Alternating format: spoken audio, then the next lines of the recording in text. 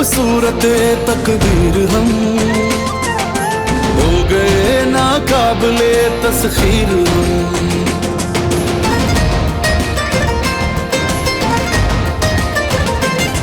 धरती की चाहत से यूं सरशार थे, बिक सके न झुक सके खुददार थे। आज भी है सूरत शमशीर हम हो गए नाकाबिले तस्खीर हम।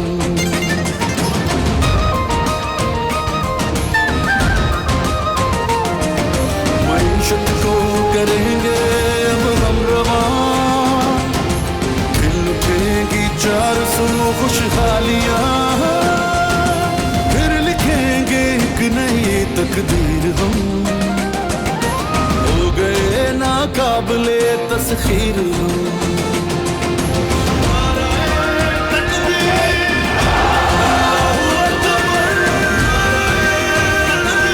न झुके थे न झुकेंगे, एटमी कुव्वत बनाया था, मुआशी कुव्वत बनाएंगे। कौम बनेगी, अजीम कौम बनेगी और हम खड़े होंगे अपने पांव पे इंशाअल्लाह। बिस्मिल्लाहिर्रहमानिर्रहीम, अस्सलाम वालेकुम। मैं हूं जावेद इकबाल और आप देख रहे हैं प्रोग्राम सच के साथ। आज यकीनी तौर पर एक तारीख दिन है, 28 मई 2022 है, लेकिन हम अगर 28 मई 1998 को याद रखें तो ये वो तारीखी दिन था जब पाकिस्तान दुनिया के नक्शे पर एक एटमी ताकत बन के उभरा।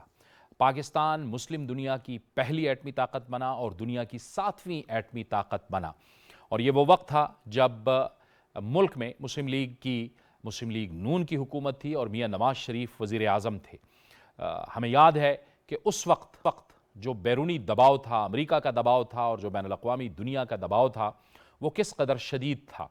लेकिन पाकिस्तान ने और उस वक्त के वज़ीर आज़म मियाँ नवाज शरीफ ने यह फ़ैसला किया था कि अब हमें भी धमाके कर देने चाहिए, और यही फ़ैसला हुआ क्योंकि भारत ने एटमी धमाके करके ख़ित्ते में ताकत के हवाले से एक अदम तवाज़ुन पैदा कर दिया था। पाकिस्तान ने फ़ैसला किया और उसके बाद एटमी धमाके किए, और यकीनी तौर पर उस वक्त की हुकूमत, मियाँ नवाज शरीफ की हुकूमत ने पाकिस्तान के दिफा को नाकाबिले तस्खीर बना दिया। आज भी यकीनी तौर पर पाकिस्तान एक एटमी ताकत है। आज भी वज़ीर आज़म मियाँ शहबाज शरीफ ने यह कहा है कि उस वक्त बैरूनी दबाव को मुस्तरद करते हुए उस वक्त के वज़ीर आज़म मियाँ नवाज शरीफ ने पाकिस्तान को एटमी क़ुव्वत बनाया। अब हम पाकिस्तान को माशी क़ुव्वत बनाने के लिए पुरअज़्म हैं। कुछ उस वक्त की बातें और कुछ आज की बातें लेकर आज हम अपने इस प्रोग्राम में बात करेंगे, और इसके लिए हमें स्टूडियोज़ में ज्वाइन कर रहे हैं सीनियर सहाफ़ी, सीनियर तज्ज़ियाकार जनाब मोहम्मद सालेह ज़ाफ़िर साहब। सालेह ज़ाफ़िर साहब, बहुत शुक्रिया आपकी आमद का। लफ्ज़ यौम तकबीर, ये जो टाइटल बना, इसके खालिक जनाब डॉक्टर मोहम्मद शफ़ीक। डॉक्टर साहब, आपको भी खुश आमदेद कहते हैं, आप उस वक्त स्टूडेंट थे। बहुत शुक्रिया आपने हमें ज्वाइन किया। और मुस्लिम लीग नून के सीनियर रहनुमा जनाब सिद्दीकुल फ़ारूक साहब, आपको भी हम खुश आमदेद कहते हैं, आप हमारे साथ वीडियो लिंक पर मौजूद हैं। गुफ्तगू का आगाज़ सिद्दीकुल फ़ारूक साहब से ही करेंगे। सिद्दीकुल फ़ारूक साहब, आप बताइए, बहैसियत सियासतदान, बहैसियत रूलिंग जमात मुस्लिम लीग नून, क्या महसूस करते हैं आज आप? पाकिस्तान, उस वक्त पाकिस्तान कहाँ था, आज पाकिस्तान कहाँ है? बिस्मिल्लाहिर्रहमानिर्रहीम। पहली बात तो मैं एक बार फिर कौम को और जुल्फ़िकार अली भुट्टो, डॉक्टर अब्दुल कदीर ख़ान, समर मुबारक मंद समेत जनाब मियाँ मोहम्मद नवाज शरीफ साहब को खिराज तहसीन और खिराज अक़ीदत पेश करता हूँ। फिर कौम को मुबारकबाद भी देता हूँ। ये जो कामयाबी है, ये असल में अज़्म हिम्मत, शुजाअत, खुलूस, यकजहती, हम आहंगी, तसलसल, ईसार और बहादुरी की एक दास्तान है, लाजवाल दास्तान। मैं समझता हूँ कि जहाँ इसके ज़रिए से हमने पाकिस्तान को दिफाई लिहाज से नाकाबिल तस्खीर बना दिया है, वहाँ अब बजा तौर पर कहा है वज़ीर आज़म साहब ने कि पाकिस्तान को माशी क़ुव्वत बनाना ज़रूरी है, और इसी अज़्म हिम्मत और इसी हौसले और तसलसल से पाकिस्तान को معاشی طاقت بھی بنایا جا سکتا ہے. اور اگر ہم معاشی طاقت بنانے میں خدا نخواستہ ناکام ہو گئے، جس طرح کہ گزشتہ 4 سال میں معاشی میدان میں بہت بڑی شکست ہم نے حاصل کی، اپنی غلط پالیسیوں کی وجہ سے دوستوں کو ناراض کر لیا، تو پھر یہ بھی یاد رکھیں کہ اگر معاشی طور پر خدا نخواستہ ہم تباہ ہو گئے تو پھر یہ دفاعی قوت بھی ضروری نہیں کہ ہمارے پاس رہے. تو بجا طور پر ہم معاشی قوت بننے کا عزم ہم نے کر لیا ہے. دوسری بات یہ ہے جو آپ نے بھی کہی، مجھے معلوم ہے کہ اس سے پہلے بھی بطور لیڈر آف دی اپوزیشن 1996 میں جناب محمد نواز شریف صاحب اپنا امریکہ تشریف لے گئے کارنیگی انڈاؤمنٹ کے پلیٹ فارم پر پاکستان کے ایٹمی پروگرام کا دفاع کرنے کے لیے، اور انہوں نے وہاں بین الاقوامی سطح پر کہا، کیونکہ بڑا پروپیگنڈا تھا کہ پاکستان کے پاس ایٹمی قوت ہے اور اس سے ایٹمی قوت کو چھوڑ دے اور لے لینی چاہیے. اس وقت جناب نواز شریف نے کہا کہ اپنے سے 6 گنا بڑے ایک مخالف ملک، دشمن ملک بھارت، جس سے کئی جنگیں بھی ہوئی ہیں، اس کے مقابلے میں ہم صرف ایک ایٹمی ڈھال اپنے پاس رکھنا چاہتے ہیں، ہمارے کوئی جارحانہ عزائم نہیں ہیں. اور اس پلیٹ فارم پر جناب نواز شریف نے امریکہ سمیت پاکستان کے ایٹمی طاقت کے مخالفین کو کہا کہ آپ اپنے آپ کو پاکستان کی جگہ رکھ کر دیکھیں کہ اگر آپ سے 6 گنا زیادہ بڑا، 6 گنا زیادہ طاقتور ملک آپ کا دشمن ہو تو کیا روایتی ہتھیاروں سے آپ اس کے مقابلے میں اپنا دفاع کر سکیں گے؟ الحمدللہ جناب نواز شریف کی یہ دلیل اور یہ وکالت بین الاقوامی سطح پر تسلیم کی گئی. ٹھیک ہے صدیق الفاروق صاحب، ہم آتے ہیں اس پہ. یہ جو دباؤ تھا، یہ جو بین الاقوامی دباؤ تھا، اس پر تو ہم بعد میں بتائیں ہیں، لیکن صالح ظافر صاحب آپ فرمائیے، آپ رپورٹ بھی کرتے رہے، آپ کس طرح سے بحیثیت جرنلسٹ اس وقت کے جو حالات تھے ان کو دیکھتے رہے اور کیا ایک منظرنامہ تھا اس وقت؟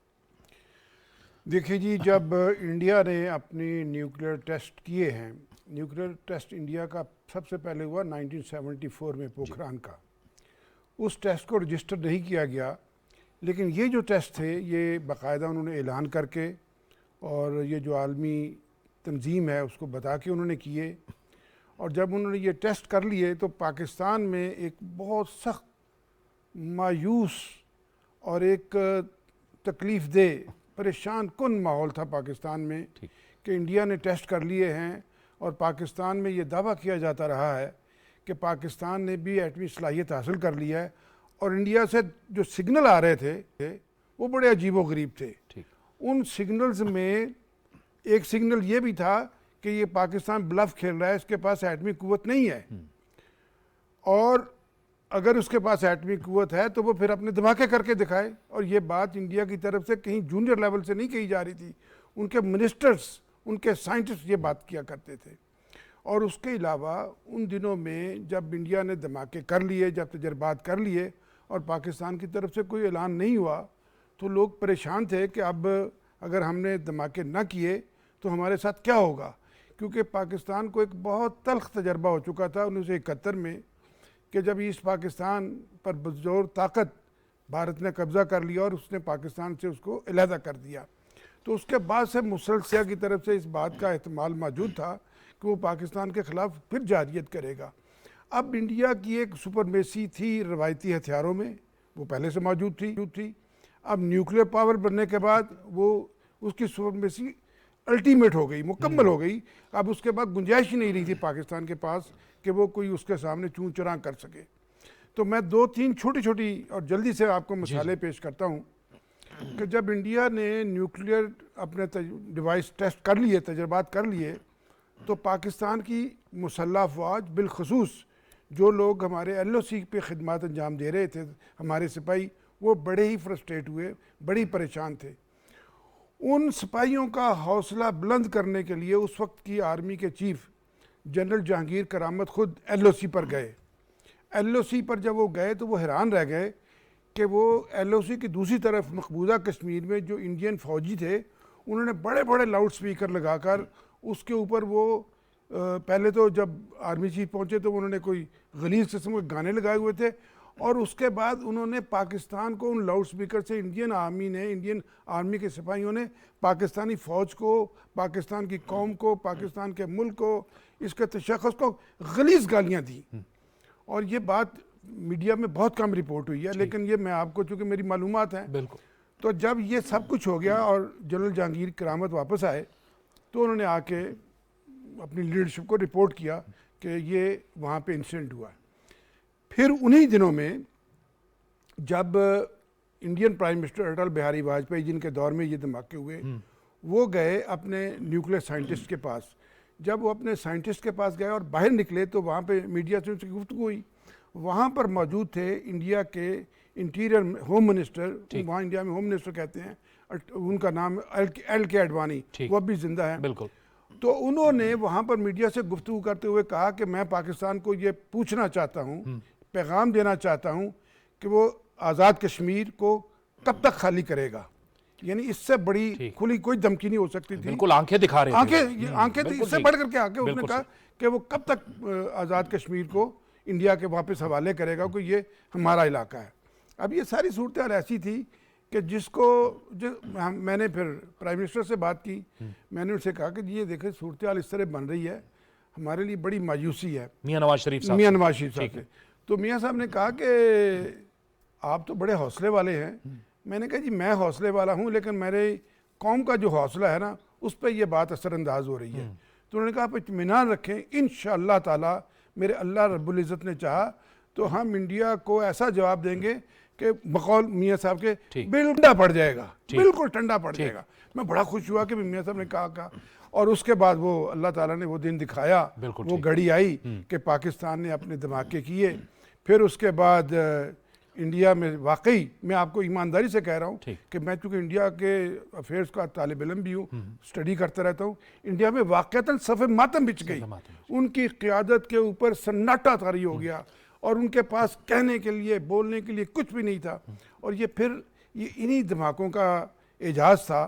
اور میں سمجھتا ہوں کہ یہ ٹھیک ہے کہ پاکستان کا نیوکلیئر پروگرام جو ہے اس کے معمار بہت سے لوگ تھے، ذوالفقار علی بھٹو کا بھی نام ان کا لیا جاتا ہے، اور اس کے علاوہ اس میں بڑا عظیم حصہ ہے، اللہ غریق رحمت کرے، ڈاکٹر عبدالقدیر خان صاحب کا، اور ہمارے دوسرے جو سائنٹسٹ ہیں ڈاکٹر سمر مبارک، جو دوسرے حضرات ہیں، ان کا بڑا کنٹریبیوشن ہے۔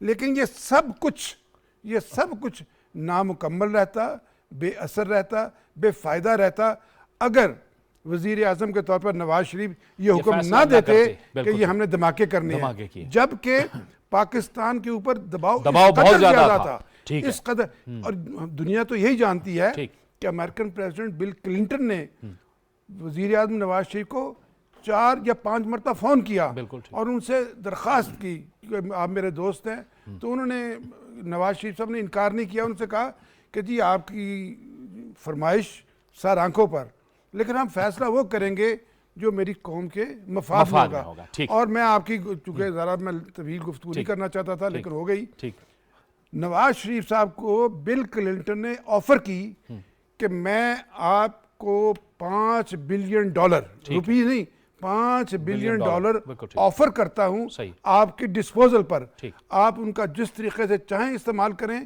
چاہے جیب میں رکھیں چاہے قومی خزانے میں رکھیں، لیکن یہ $5 بلین آپ کا ایک زر انعام ہے، آپ اگر مہربانی کریں اس سے باز آ جائیں۔ تو نواز شریف صاحب نے پھر وہی جواب دیا کہ مسٹر پریزیڈنٹ آپ کا بہت شکریہ، لیکن میں فیصلہ وہی کروں گا جو میری قوم مجھ سے کہے گی اور جو میری قوم کے مفاد کا تقاضا ہے۔ بالکل ٹھیک ہے، اور یہ دباؤ ظاہر ہے، اس پہ بھی اب بات کرتے ہیں۔ ڈاکٹر صاحب کیا انسپریشن تھی؟ آپ اس وقت یقینی طور پہ اسٹوڈنٹ ہوں گے، ابھی تو آپ پڑھا رہے ہیں، لیکن آپ ان میں سے آپ کا شمار ہوتا ہے جنہوں نے یہ یوم تکبیر نام تجویز کیا تھا، تو کیا ایک انسپریشن تھی اس وقت؟ جی جاوید صاحب شکریہ، آپ نے اپنے پروگرام میں دعوت دی۔ جی بالکل، 98 میں ایف ایس سی کا اسٹوڈنٹ تھا، اور مئی میں پیپرز تھے ہمارے، مئی کے اینڈ میں، اور جس طرح صدیق صاحب نے اور صالح صاحب نے کہا کہ ایک بڑا ماحول بنا ہوا تھا پریشر کا انڈیا کے ایٹامک جو ٹیسٹ تھے اس کے بعد، اور ہم فوکس نہیں کر پا رہے تھے پیپرز میں، بلکہ جو اداریے دے پڑ رہے تھے ان لوگوں کے، جو دباؤ تھا، جو پریشر تھا، تو اس وقت پھر جب یہ نیوکلیئر ٹیسٹ ہوئے 15 دن کے گیپ کے بعد، تو آف کورس پوری قوم میں ایک بڑی خوشی تھی کہ جی ایک ہم میں بھی ایک اٹامک ڈیٹنس آ گیا ہے ہمارے پاس.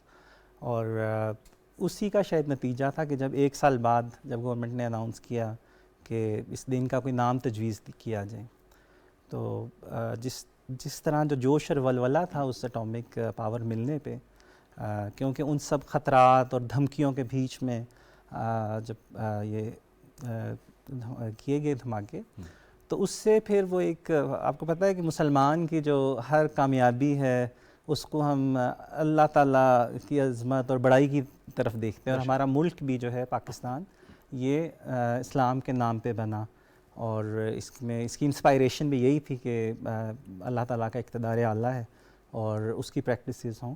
تو ایک چیز اس جو اٹامک ٹیسٹ کے بعد ایک چیز تھی کہ جی اب ہم ناقابل تسخیر ہو گیا ہم دفاعی حوالے سے. یہ بڑا ایک زبردست فیصلہ تھا اس وقت، اور یہی انسپائریشن تھی کہ فوراً دل سے آواز آئی یوم تکبیر کی. اور ساتھ میں جب ہمارے جو سائنٹسٹ تھے جنہوں نے چاگی میں جب یہ کیے دھماکے، تو اس وقت بھی انہوں نے نعرہ تکبیر بلند کیا. اور یہی ہم اس وقت، جیسے میں نے بتایا، آلموسٹ 18 ایئرز ایج، تو یہ ایک بڑی انسپائریشن تھی کہ اللہ تعالیٰ اس کو ملک کو قائم رکھے اور اس کو ترقی عطا فرمائے.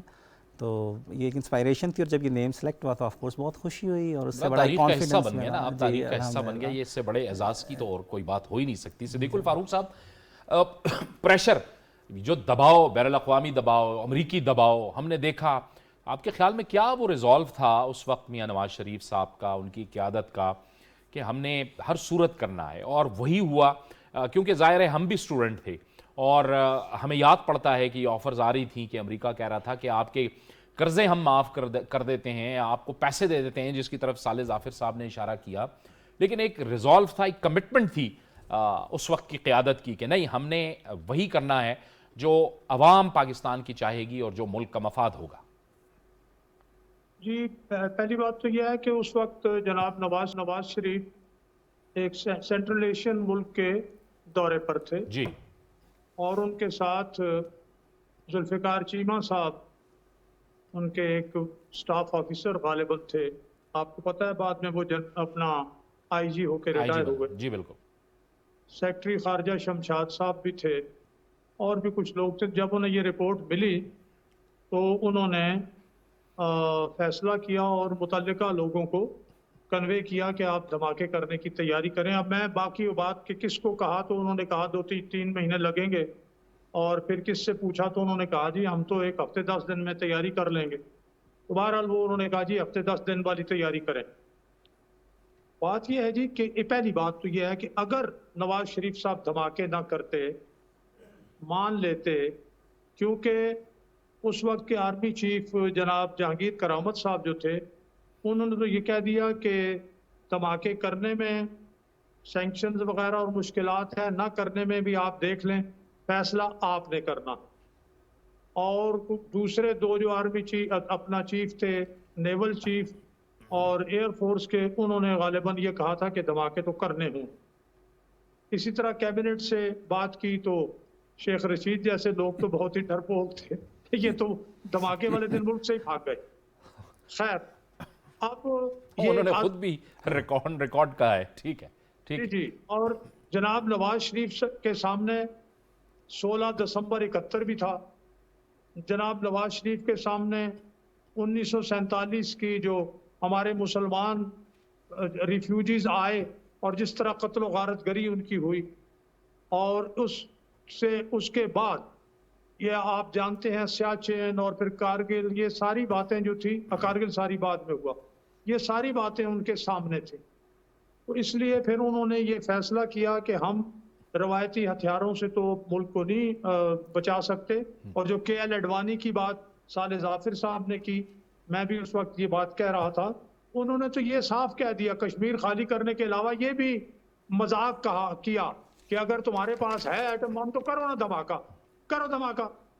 اور واقعی جب 3-4 دن گزرے تو ہمارے گلیوں میں، بازاروں میں لوگ डरे सहमे हुए थे कि क्या हमारे पास है भी कुछ एटमी सलाहियत या नहीं है। अगर ना करते तो आप ये समझें कि जनूबी अफ्रीका की तरह हमसे एटमी सलाहियत ले ली जाती। अल्हम्दुलिल्लाह के नवाज शरीफ साहब ने हुब्बुल वतनी के तकाजे के मुताबिक पाकिस्तान के दिफा के तकाज़ों को समझते हुए एक बड़ा दलेराना फैसला किया जो तारीख में हमेशा रहेगा। जिंदा उनका कारनामा है माशाअल्लाह, और ये इस पे कौम ने उन्हें खिराज तहसीन पेश किया। उन्होंने वो जो सैंक्शंस लगी वो बर्दाश्त कर ली, ठीक, कौम ने भी बर्दाश्त की, अगरचे बहुत जी हाँ, लिए मुसीबतें बढ़ाई। आप दुरुस्त कह रहे हैं कि कौम ने उस वक्त की पाबंदियां भी बर्दाश्त कर ली, सख्त वक्त भी बर्दाश्त कर लिया, लेकिन दुनिया के नक्शे में तो पाकिस्तान ज़ाहिर है एटमी ताकत बन के उभरा और पाकिस्तान का जो दिफा था वो नाकाबिल तस्खीर बना। साले जाफिर साहब, बैरूनी दबाव वो था या बैरूनी दबाव ये है कि जिसके बारे में इमरान खान कहते हैं कि हुकूमत बदल गई और साजिश हो गई और ये सब कुछ हो गया? देखिए जी, नवाज शरीफ साहब ने जो कुछ किया उसकी बुनियाद पर अगर अमेरिका को साजिश ना करता, कोई हरकत ना करता, तो फिर अमेरिका ना होता। इन्होंने ऐसा कौन सा काम किया है जिसकी बुनियाद पर इनको वो काबिल इतना भी समझे? मैं नहीं समझता कि अमेरिका के नज़दीक इमरान खान कोई ऐसी अहमियत या हैसियत रखता है कि उसको हटाने के लिए उसे कोई तरद्दुद करने की ज़रूरत है। अमेरिकनों को अच्छी तरह मालूम था कि पाकिस्तानी कौम की वो नुमाइंदगी नहीं करते, पाकिस्तानी कौम के नुमाइंदों का एतमाद नहीं रखते, लेकिन इसके बावजूद ये इनका ये कहना कि इनके ख़िलाफ़ कोई साजिश हुई है, इससे बड़ा फ्रॉड और इससे बड़ा फ्रेब कोई नहीं हो सकता। जहाँ तक बात न्यूक्लियर चूँकि अभी शुरू हुई थी तो मैं अर्ज़ करना चाहता हूँ कि उस वक्त के अमरीकी सफ़ीर ने, हम कुछ हमारे जर्नलिस्ट थे उनसे गुफ्तगू हुई तो उन्होंने कहा कि देखिए जी, आप ये न्यूक्लियर डिवाइस क्यों चलाना चाहते हैं, क्यों आप ये टेस्ट करना चाहते हैं? मैं आपको एग्जैक्ट फिगर बता रहा हूँ। उन्होंने कहा हम पाकिस्तान को 110 F-16 जहाज़ देते हैं, हम देखते हैं जब पाकिस्तान के पास F-16 110 जहाज़ होंगे, कौन सा मुल्क है जो उसके खिलाफ एग्रेशन कर सकेगा? तो वहाँ पे मैं आपका न्याज़मंद भी मौजूद था, मैं हंसा। मैंने कहा जी ये F-16 जो है ये कब बने थे? तो उन्होंने कहा ये तकरीबन 15-16 साल 20 साल पहले बने थे। मैंने कहा इनकी उम्र क्या है? कहने के उम्र इनकी हमने 50 साल तक तो ये चलेंगे। मैंने कहा 50 साल के बाद फिर क्या होगा? कहने लगे कि अमेरिकी सफीर के पास इसका कोई जवाब नहीं था। मैंने कहा जी, न्यूक्लियर जो पाकिस्तान का न्यूक्लियर बनना है ये उन दिनों की बात है जब इंडिया अपने धमाके कर चुका था और पाकिस्तान ने भी नहीं किए थे। मैंने कहा जब पाकिस्तान के पास ये सलाहियत नहीं रहेगी जो जहाज़ आपने अता फरमाने का जिक्र किया है, तो फिर पाकिस्तान क्या करेगा? तो कहने का फिर उसके लिए उसको खुद सोचना पड़ेगा।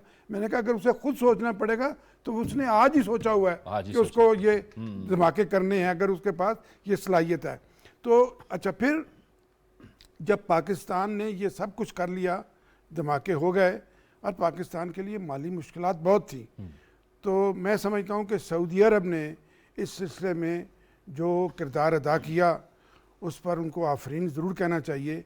सऊदी अरब के बादशाह शाह अब्दुल्ला थे, उन्होंने नवाज शरीफ को फ़ोन करके कहा कि आज से आप मेरे भाई हैं, पाकिस्तान मेरा मुल्क है और हमें आप पर फ़ख्र है और आलम इस्लाम को भी आप पर फ़ख्र है और आपको जो मदद चाहिए हम हाज़िर हैं। चुनांचे ये पाकिस्तान की और सऊदी अरब के तल्लुक़ात की तारीख़ में पहली मरतबा हुआ कि सऊदी अरब ने कहा कि जितना आपको पेट्रोल हम तेल देते हैं इसकी हम कोई पेमेंट नहीं लेंगे कम से कम 3 साल तक। ये बहुत बड़ी बात थी।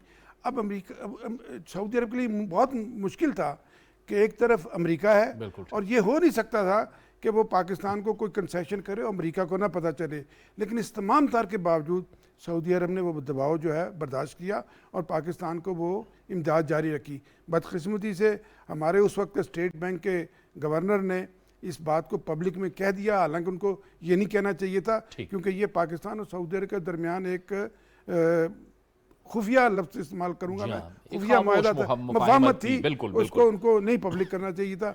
और उसके बाद फिर वो स्टेट बैंक के जो गवर्नर थे उनको हमें खुदाफिज भी कहना पड़ा।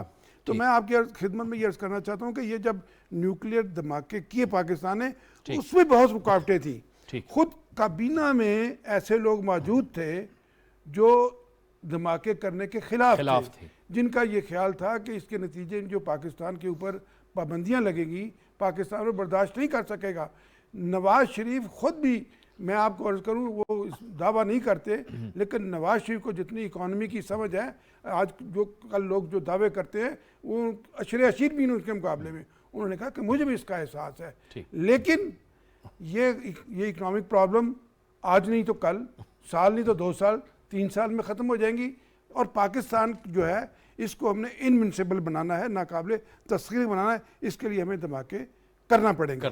تو یہ دباؤ جو ہے صرف امریکہ کی طرف سے نہیں تھا، یہ دباؤ یورپین ممالک کی طرف سے بھی تھا، اور میری دانش کے مطابق اگر نواز شریف یہ دھماکے نہ کرتے تو اللہ نہ کرے آج پاکستان اس شکل میں آپ کو دکھائی نہ دیتا، اور نہ تمام تر نامساعد معاشی بدحالی حالات کے باوجود، تمام تر نامساعد معاشی حالات کے باوجود پاکستان آج بھی اگر دنیا بھر کے مسلمان ملکوں کے لیے امید کی اگر کرن کے طور پہ موجود ہے، اگر اس سے کوئی توقع کی جا رہی ہے تو اس کا سبب یہ ہے کہ یہ ایٹمی قوت ہے، اور اس کو مکمل طور پر تباہ کرنا، اس کو مکمل طور پر نقصان پہنچانا، اس کو اقتصادی طور پر بدحال کرنا ممکن ہی نہیں ہے، کیونکہ دنیا کو علم ہے کہ اس کے پاس ایک ایسی صلاحیت موجود ہے کہ اگر اس کو خدا نخواستہ کوئی اس طرح کی غزن پہنچائی گئی تو اس کے بعد پھر اس خطے میں کم از کم،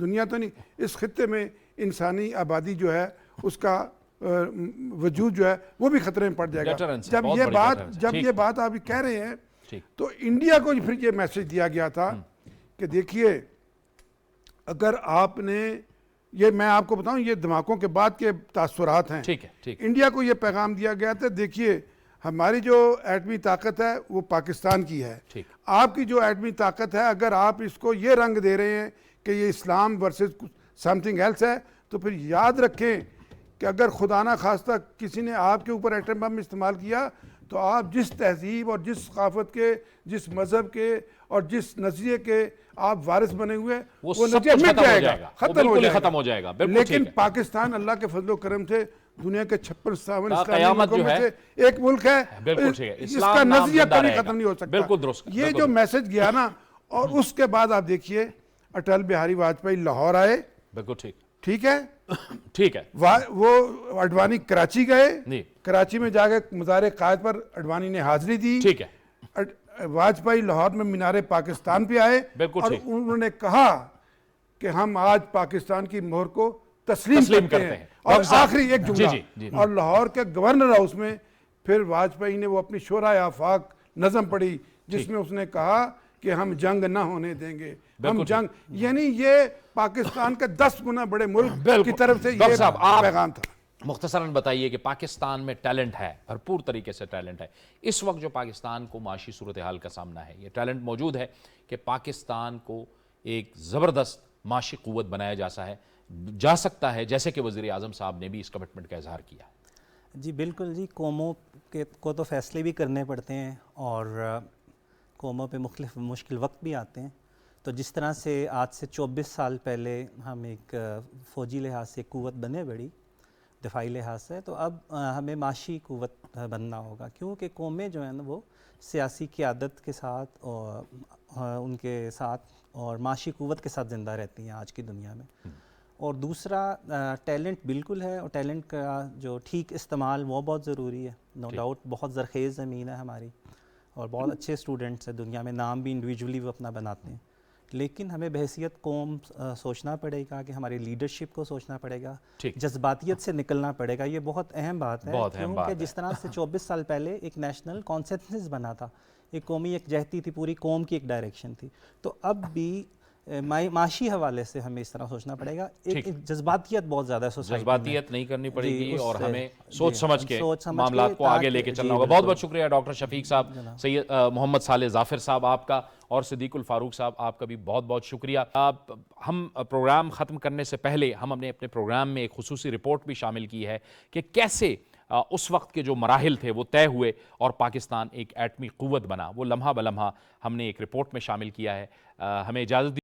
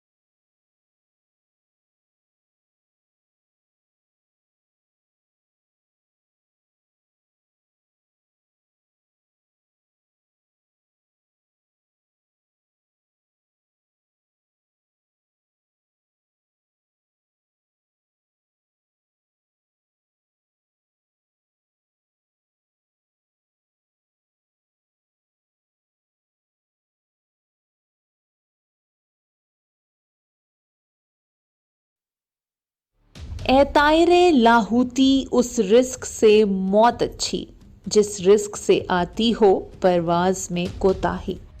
1998 शुरू हो चुका था और भारत में दाएं बाजू की जमात बीजेपी हुकूमत बना चुकी थी। आम शहरियों के वहमो गुमान में भी ना था कि तारीख के वर्कों पर एक नई तहरीर लिखी जाने वाली है। बीजेपी पाकिस्तान और मुसलमानों के बारे में सख्त मौकिफ रखने वाली जमात तस्वुर होती थी और उसी जमात ने चंद बरस कबल बाबरी मस्जिद पर हमला करके इसे शहीद भी कर दिया था।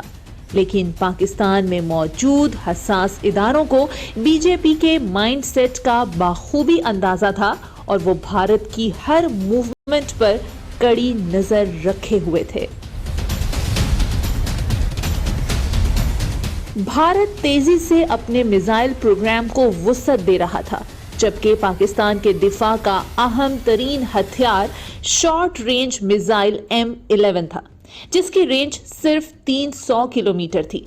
लेकिन खतरे को भांपते हुए पाकिस्तान ने काफी अरसे से भारतीय फौजी ताकत को बैलेंस करने के लिए शॉर्ट और लॉन्ग रेंज मिसाइलों की तैयारी शुरू कर दी थी।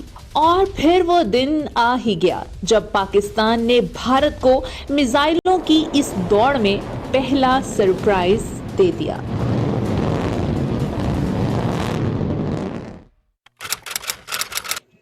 अप्रैल 1998 भारतीय ऐवानों में उस वक्त जलजला आ गया जब उन्हें 6 अप्रैल के दिन इत्तला मिली कि पाकिस्तान ने 1500 किलोमीटर के फासले तक मार करने वाले बैलिस्टिक मिसाइल हतफ-5 गौरी का तजर्बा किया है।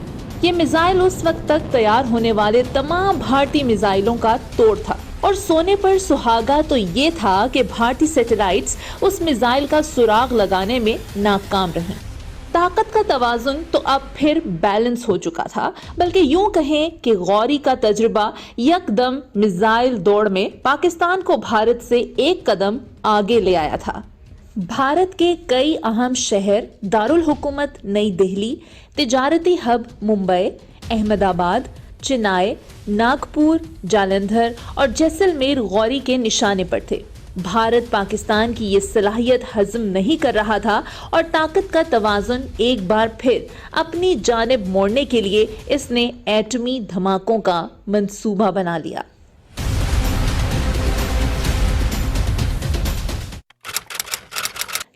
मई 1998 बमकाम Pokhran Bharat.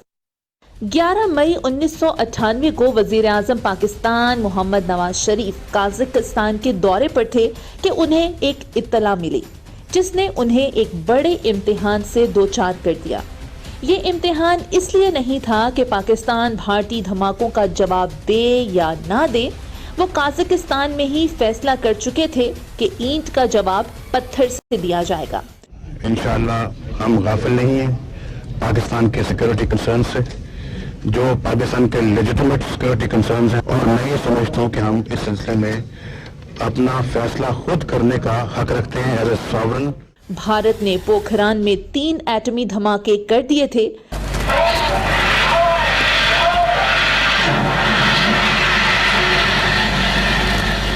Today at 15:45 hours,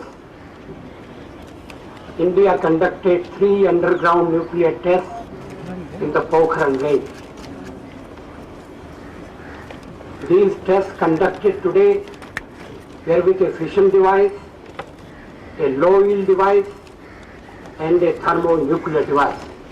अभी दुनिया इस पर रिएक्शन ही दे रही थी कि 2 रोज बाद यानी 13 मई 1998 को भारत ने मजीद 2 एटमी धमाके करके पाकिस्तान की सालमियत पर सवालात उठा दिए।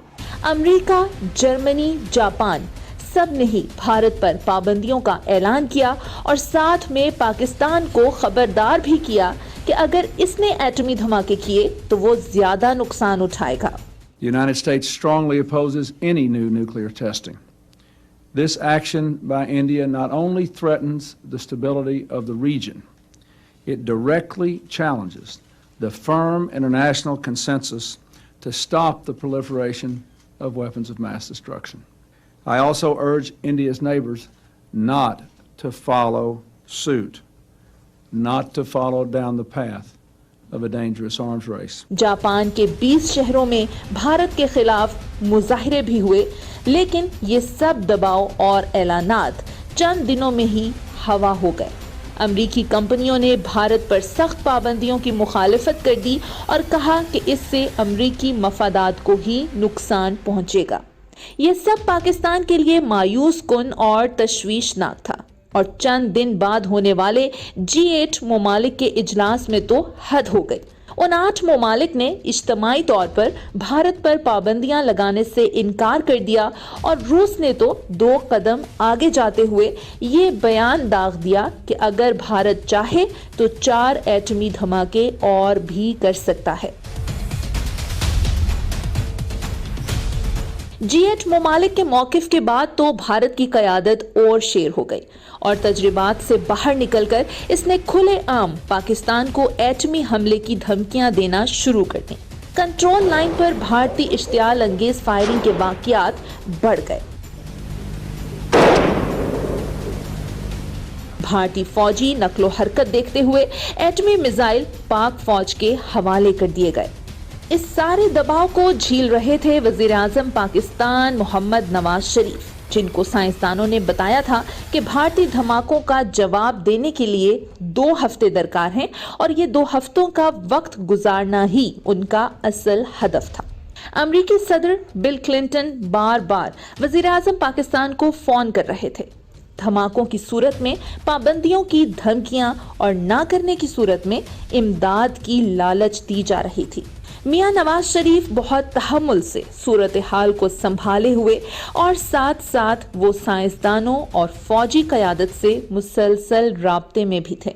अमेरिका का माथा ठिनका हुआ था। उसे लग रहा था कि पाकिस्तान एटमी धमाके करने का फैसला कर चुका है। अब की बार बिल क्लिंटन ने एक और कोशिश की और एक हाई प्रोफाइल वफ्द पाकिस्तान भिजवा दिया। उस वफ्द को भी किसी किस्म की यकीन दहानी ना कराई और बात मुश्तबा ही रही। इस सारी सूरत हाल के साथ साथ अफगानिस्तान और ईरान के करीब एक बहुत कम आबाद इलाके में कुछ नकलो हरकत भी हो रही थी, जिस पर अमरीकी सैटेलाइट्स गहरी नजर रखे हुए थे। ये चागी की पहाड़ियां थीं, जिन्हें पाकिस्तान ने 20 साल पहले ही एटमी तजर्बात के लिए मुख्तस कर लिया था। पाकिस्तान धमाकों के लिए पूरी तरह तैयार था, और साइंसदानों ने वजीर आजम को आगाह कर दिया कि अब 3 घंटे के नोटिस पर पाकिस्तान एटमी ताकत बन जाएगा। दूसरी जानिब भारतीय ऐवानों में भी हलचल थी, और एक नई साजिश वहां रचाई जा रही थी, और वो साजिश थी कि पाकिस्तान को किसी भी सूरत एटमी धमाके करने से रोका जाए। लेकिन कैसे, इसका जवाब भी आने वाले दिनों में मिल गया। 24 मई 1998 बमकाम तुर्बत पाकिस्तान। किसी के वहमो गुमान में भी ना था कि एक ऐसा सनसनीखेज वाकया भी हो सकता है जो पाकिस्तान के एटमी तजर्बात भी खतरे में डाल दे। धमाकों से 4 रोज कबल PIA के एक तैयारे ने तुर्बत से कराची के लिए उड़ान भरी। उस तैयारे ने गवादर एयरपोर्ट पर लैंड किया, चंद मुसाफिर उतारे और चंद मजीद सवार किए, और दोबारा अपनी मंजिल की जानिब रवाना हो गया। गवादर से सवार होने वाले मुसाफिरों में 3 के इरादे कुछ और ही थे। उन्होंने तैयारे को हाईजैक कर लिया और पायलट को हुक्म दिया कि तैयारे का रुख भारत की तरफ मोड़ दे। यहाँ पर एक नया सनसनीखेज ड्रामा शुरू हो गया। Hijackers Mumbai air control tower से भी राब्ते में थे, और भारतीय हुक्काम की जानिब उस तैयारे को लैंड करने की इजाजत भी दे दी गई थी। दूसरी जानिब पाकिस्तानी हुक्काम हर सूरत तैयारे को भारत जाने से रोकना चाहते थे, और फौरी तौर पर एक दिलचस्प मंसूबा बना लिया गया।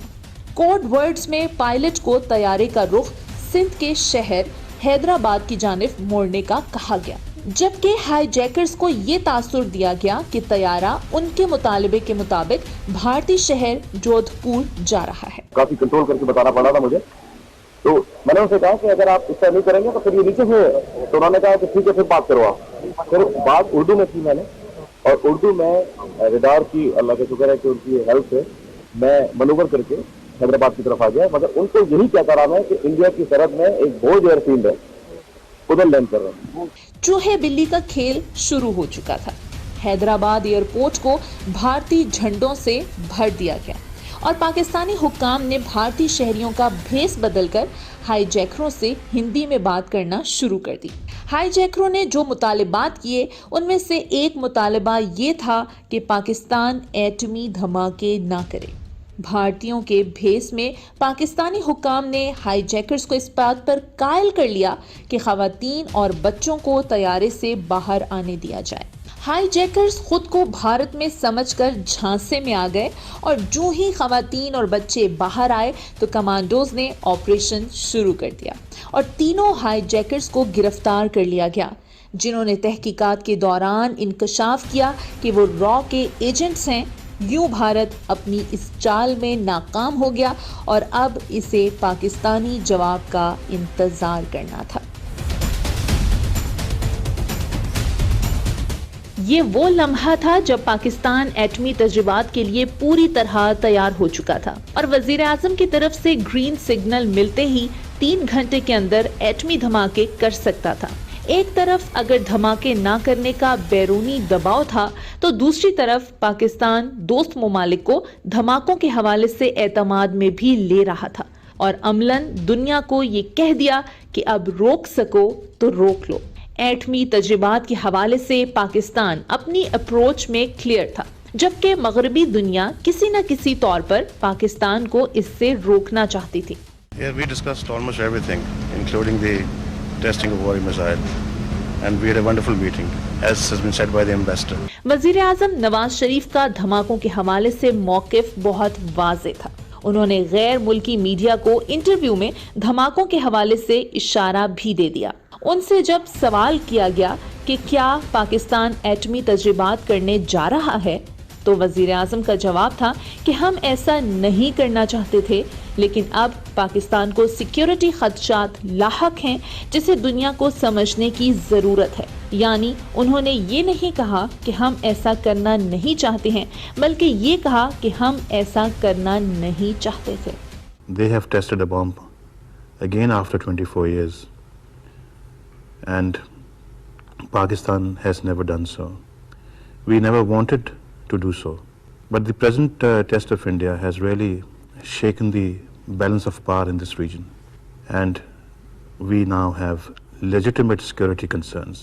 The international community need to recognize Pakistan's security concerns. And then whatever we decide will be determined by our national interests. Will be determined by our security concerns. 28 مئی 1998 بمقام چاغی بلوچستان. 28 مئی 1998 چاغی کے گرد 100 کلومیٹر کا علاقہ پاک فوج نے اپنے گھیرے میں لے لیا, جہاں پر چڑیا کو بھی پر مارنے کی اجازت نہ تھی. چاغی کی فضا میں پاک فضائیہ کے لڑاکا طیاروں نے پروازیں شروع کر دیں. ممکنہ بھارتی حملے کا جواب دینے کے لیے میزائلز بھارتی شہروں کو نشانے پر رکھ کر نصب کر دیے گئے. چاغی میں غیر معمولی ہلچل کو دیکھتے ہوئے امریکہ کی جانب سے ایک بار پھر وزیر اعظم سے رابطہ کر کے آخری کوشش کی گئی, لیکن دال پھر بھی نہ گلی اور پھر وہ وقت آ ہی گیا. سپہر 3:16 پر چاغی کے پہاڑ 5 ایٹمی دھماکوں سے لرز اٹھے.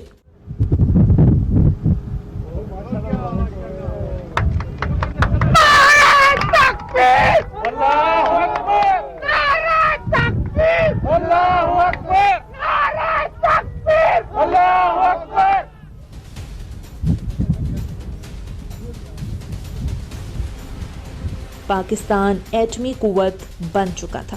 چاغی 1 میں 5 دھماکوں کے 2 روز بعد چاغی 2 میں ایک اور ایٹمی تجربہ کر کے بھارت کا حساب چکتا کر دیا گیا.